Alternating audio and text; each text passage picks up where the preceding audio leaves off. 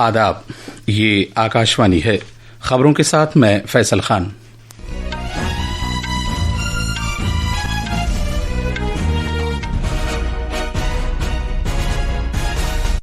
Parliament की नई इमारत में नायब सदर के इंतखाब के लिए आज वोट डाले जा रहे हैं। वोटों की गिनती आज शाम की जाएगी। वज़ीर-ए-आज़म नरेंद्र मोदी हिमाचल प्रदेश और पंजाब में सैलाब की सूरत हाल का जायजा लेंगे।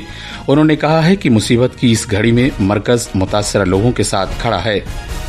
नेपाल में सोशल मीडिया पर पाबंदी पर बड़े पैमाने पर एहतजाज का सिलसिला जारी है। वजारत खारजा ने कहा वहां रहने वाले भारतीय बाशिंदों को मशवरा दिया है और वो एहतियात से काम ले। और 17वां एशिया क्रिकेट कप आज से अबुधाबी में शुरू हो रहा है।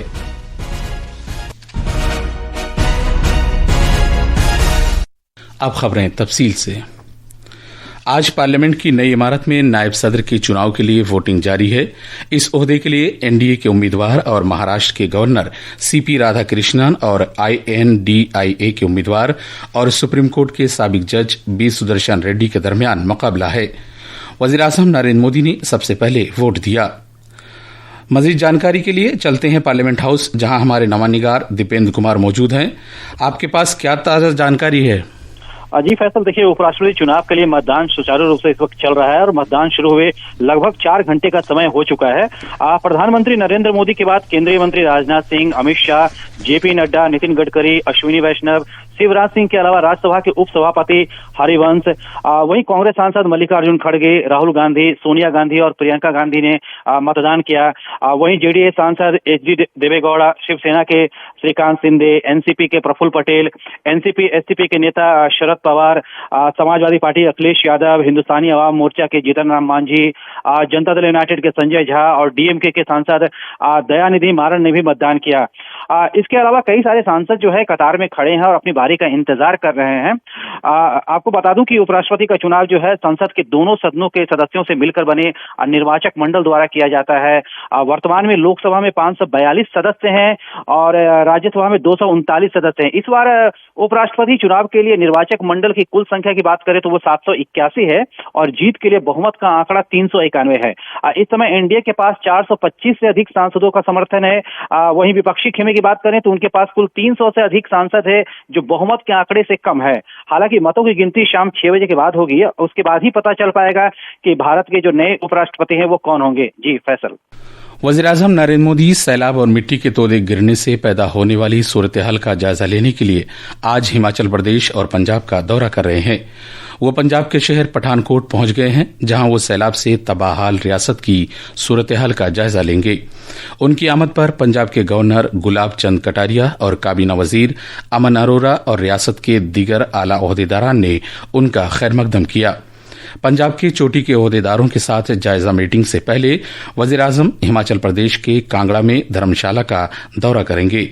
एक सोशल मीडिया पोस्ट में वज़ीर-ए-आज़म ने कहा कि मरकजी सरकार इस मुश्किल घड़ी में मुतासर अफराद के साथ कंधे से कंधा मिलाकर खड़ी है। मॉरिशस के वज़ीर-ए-आज़म डॉक्टर नवीन चंद्र राम गुलाम भारत के 8 रोज़ा दौरे पर मुंबई पहुंच गए हैं। उनकी मौजूदा वज़ारत उज़्मा की मुद्दत के दौरान यह भारत का पहला बाहमी 2 तरफ़ा दौरा होगा। भारत के इस दौरे के दौरान वज़ीर-ए-आज़म राम गुलाम सदर जमहूरिया द्रौपदी मुर्मू से मुलाकात करेंगे और कलीदी नवैयत की शराकतदारी को बढ़ाने के लिए वज़ीर-ए-आज़म नरेंद्र मोदी से बातचीत करेंगे। वज़ारत ख़ारजा ने एक बयान में कहा कि भारत और मॉरिशस के दरमियान खुसूसी तारीख़ी और सक़ाफ़ती रिश्ते हैं और अवाम से अवाम के दरमियान राब्ते कायम हैं। एक सोशल मीडिया पोस्ट पर वज़ारत ख़ारजा के तर्जुमान रणधीर जायसवाल ने कहा कि उनके इस दौरे से भारत और मॉरिशस के दरमियान बढ़ती हुई कलीदी शराकतदारी और ज़्यादा मुस्तहकम होगी। नेपाल में सोशल मीडिया पर पाबंदी की वजह से बड़े पैमाने पर एहतजाज का सिलसिला जारी है। खबरों में कहा गया है कि मुजाहिरीन ने काठमांडू, वादी और दूसरे जिलों में सियासी रहनुमाओं और वजीरों के घरों को निशाना बनाया। वहां संगबारी की और इमलाक को आग लगा दी।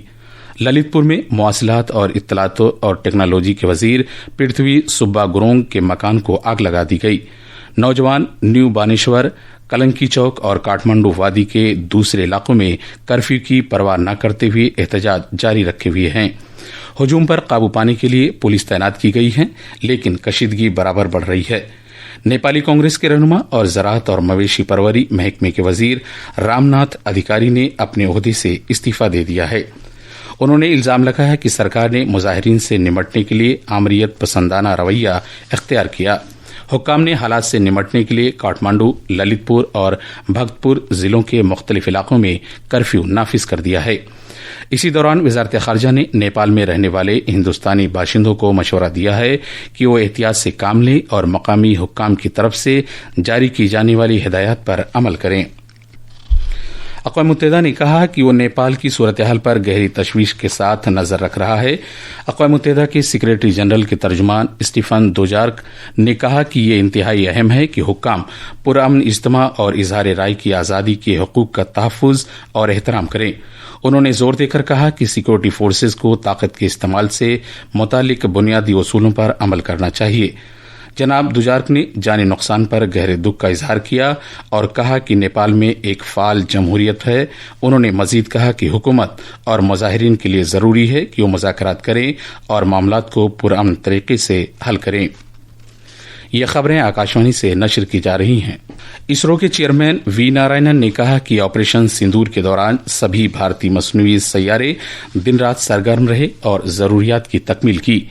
नई दिल्ली में एक तकरीब से खिताब करते हुए जनाब नारायणन ने इस बात को उजागर किया कि किस तरह इसरो भारत को टेक्नोलॉजी के एतबार से मुस्तहकम कर रहा है, मकामी अशिया और टेक्नोलॉजी की मुंतकली को फरोग दे रहा है और खलाई कारोबार को आगे बढ़ा रहा है ताकि मुल्क को खला के शोबे में एक आलमी रहनुमा बनाया जा सके।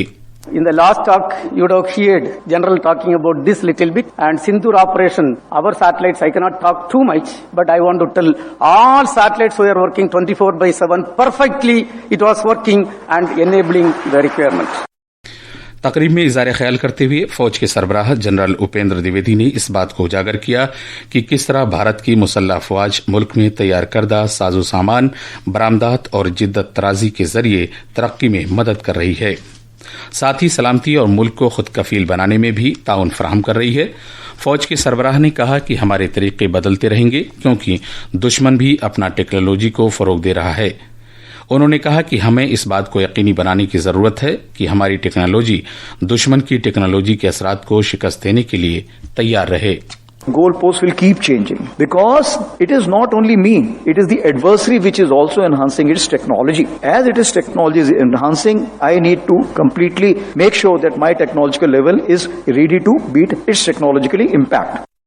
भारतीय महकमे मौसमियात ने आज मगरबी बंगाल के ज़ैली हिमालयाई इलाकों समेत शुमाल मशरकी भारत में तेज से इंतहाई तेज बारिश की पेशगोई की है।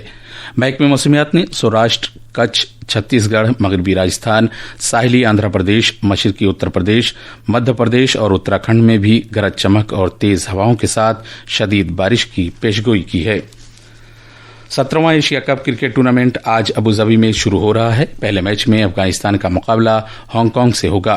ये मैच भारतीय वक्त के मुताबिक रात 8 बजे शुरू होगा। ये टूर्नामेंट इस महीने की 28 तारीख तक जारी रहेगा और इसमें 8 टीमें हिस्सा लेंगी। एशिया कप टूर्नामेंट साल 2016 से बारी बारी एक रोजा मैचों और T20 फॉर्मेट में खेला जाता रहा है। इस साल ये T20 फॉर्मेट में खेला जाएगा।